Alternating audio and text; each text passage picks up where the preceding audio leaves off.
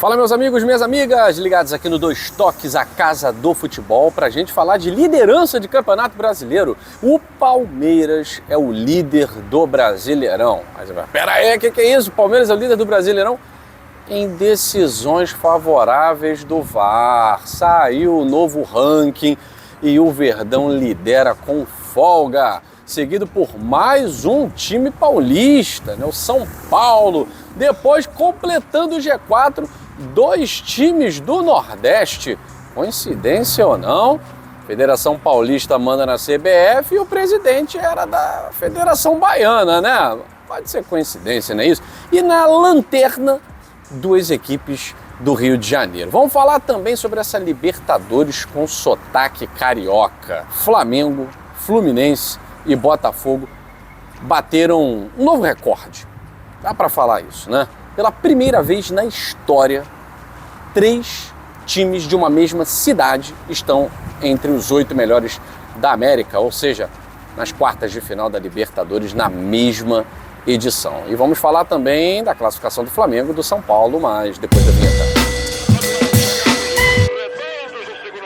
A Parimet é parceira do canal Dois Toques, a casa do futebol. É isso mesmo, para você que gosta de fazer a sua fezinha, Libertadores, Sul-Americana, campeonatos nacionais e internacionais, a Parimet é o lugar certo. E olha, se além de fazer a sua fezinha, você gosta também daqueles bônus, se você usar o nosso cupom GLORIOSO, você pode ganhar até R$ 1.500 de bônus na Parimet. É muito fácil, é só entrar lá no site, fazer o seu cadastro, coloca a sua senha e coloca o número do seu telefone, pronto, você está apto a fazer a sua fezinha. Então não dá mole, utiliza o nosso cupom e vem para a Parimet. É isso aí, vamos falar de liderança de Campeonato Brasileiro, mas não vou falar do Botafogo, vou falar do Palmeiras. Pois é, saiu o novo ranking atualizado, mas a liderança não mudou. O Palmeiras vem sobrando na liderança há muito tempo, há muitas edições, e os números frios estão aí. O Palmeiras lidera como o time mais beneficiado pelo VAR. Essa conta, o espião estatístico do GE fez pegando decisões contrárias, decisões a favor, fazendo ali a matemática. O saldo é positivo e bem positivo do Palmeiras, tanto que assume a liderança do Brasileirão VAR. Seguido pelo São Paulo, aliás, os dois times mais chatos, que mais reclamam, que enchem a paciência, cujos presidentes, treinador, o Abel Ferreira, o Zubeldia nunca vi reclamando tanto assim, né? Mas o presidente do São Paulo é chato, toda hora reclama. O Abel Ferreira, a Leila Pereira também, toda hora enche o saco. E são os mais beneficiados, tá aí. Agora não é reclamação de torcedor, nem choro de jornalista, nem canal perturbando a paciência, são dados frios. Palmeiras é o mais beneficiado, seguido pelo São Paulo. Pronto, tá aí. Não tem do que reclamar. Seguidos por dois times nordestinos. O Bahia, que vem tendo umas senhoras ajudas nesse Campeonato Brasileiro, atua quase sempre aí com um jogador a mais, né? Ô, Bahia! E o Fortaleza. Fortaleza também tá ali devagarzinho, ninguém tá prestando atenção, Fortaleza chegando. Isso não desmerece, é claro, o excelente trabalho do Vojvoda, o bom time do Fortaleza, assim como o bom time do Bahia, o bom trabalho do Rogério Ceni, como o bom time do São Paulo e o excelente time do Palmeiras. Isso aí não dá para desmerecer os trabalhos que são feitos, né? Que são excelentes, tá? Todavia, é o que nós estamos dizendo, o espião estatístico ele analisa números frios. Quem são os mais beneficiados? 2 times da Federação Paulista, que é quem manda na CBF, e 2 times nordestinos, de onde saiu o Edinaldo Rodrigues, foi presidente da Federação Baiana. Então, coincidências à parte, os fatos estão aí para vocês verem, né? Então, quando lembrar, tá reclamando disso, daquilo, tal, lembra que está entre os mais beneficiados pelo VAR, né? E curiosamente, a lanterna é composta por 2 times cariocas. O trio da lanterna é Galo, Atlético Mineiro, que também é um dos que mais reclama de injustiça e tal, Flamengo e Vasco da Gama é o lanterna absoluto. O Vasco é o time mais prejudicado pelo VAR, com toda certeza. E o que mais me espanta é o time que apanha quieto. O Vasco é o apanha quieto. Não reclama, não se manifesta, não se junta com quem está tentando fazer alguma coisa de positivo. Apanha quieto. Esse é o Vasco da Gama. O Flamengo faz um barulhinho e tal, e o Atlético Mineiro, coitado, tenta fazer barulho, mas tá lá, os três na lanterna. Muita gente surpresa, porque, pô, mas peraí, e o Varmengo? O Flamengo teve decisões favoráveis do VAR, todavia também teve decisões contrárias nessa edição do Campeonato Brasileiro que superam as decisões favoráveis, senão não estaria na vice-lanterna do Brasileirão VAR. Tá certo? Vamos falar agora de Libertadores. 8 times restaram nas quartas de final, os 8 melhores times da América. 5 são brasileiros. O Brasil mantendo a sua hegemonia na Libertadores da América, que vem de muitos anos. Apenas uma equipe argentina, uma equipe uruguaia e uma equipe chilena. Então, representantes do Equador, que quase sempre estavam aí nas fases finais. Esse ano nada de representantes do Equador, Bolívia, dançaram. Paraguai, dançaram.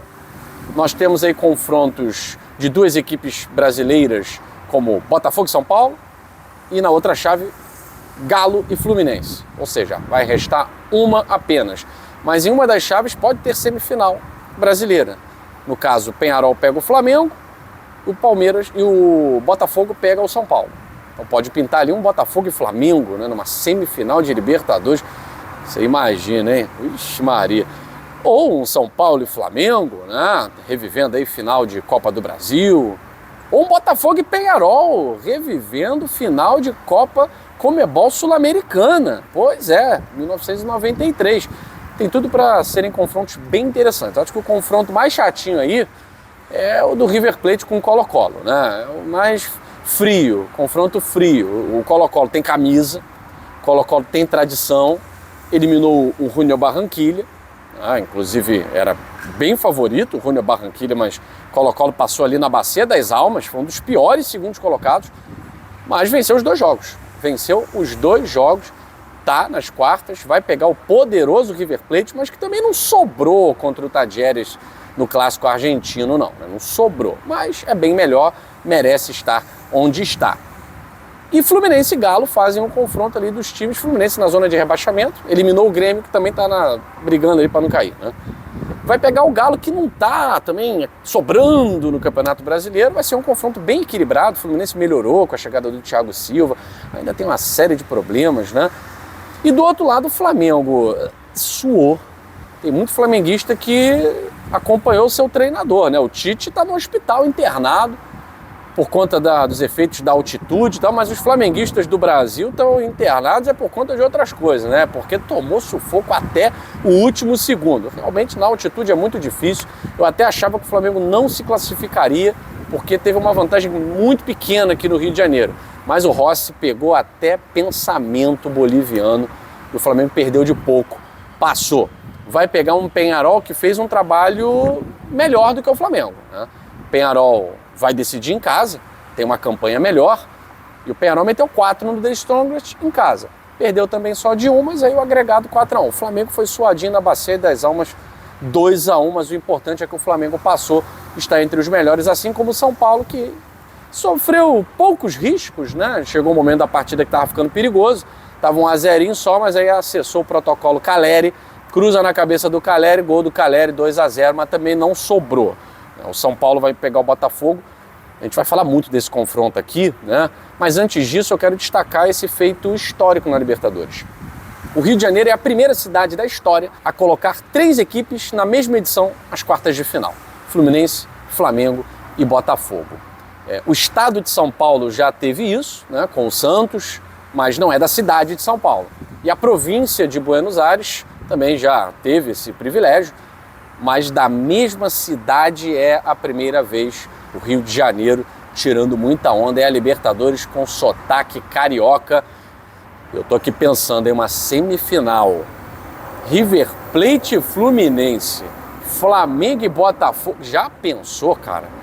Os 3 clubes do Rio de Janeiro nas semifinais da Libertadores? Pelo amor de Deus, o Brasil, o Rio de Janeiro vai parar, né? Agora já tem time preocupado com o próximo adversário. O Flamengo ainda está tentando se recuperar, né, dos efeitos da altitude da classificação heróica contra o Bolívar, né? Soube sofrer com personalidade, diploma de doutorado em sofrimento, Flamengo e Botafogo, né? Agora o São Paulo, que jogou o suficiente, bateu o Nacional, já está pensando no Botafogo. O Caleri e o Lucas Moura já deram declarações, o Zubeldia preferiu não falar muita coisa, mas os dois principais jogadores da equipe paulista já deram declarações de que vai ser um jogo muito difícil, o Botafogo é um dos melhores times do Brasil, enfim. E o São Paulo sabe muito bem disso, porque o São Paulo não vence o Botafogo há muito tempo. Desde que o Botafogo se transformou em sociedade anônima do futebol, o Botafogo não sabe o que é perder para o São Paulo. Nos últimos jogos, né, 2022, 2023, 2024, foram 5 partidas, com 3 vitórias do Botafogo e 2 empates. Nos últimos anos, 2022, 23 e 24, São Paulo tem tido muitas dificuldades para jogar com o Botafogo. E nem no Morumbi consegue ganhar, né? São 3 jogos com 2 empates e 1 vitória do alvinegro carioca. Então São Paulo já está começando a pensar como é que vai fazer para quebrar essa escrita aí, né? Mas isso é papo só para metade de setembro, tá certo? Beijo grande no seu coração, obrigado aí pela presença, pela audiência, pelo like e por compartilhar nosso conteúdo aqui do Dois Toques, a Casa do Futebol. Valeu!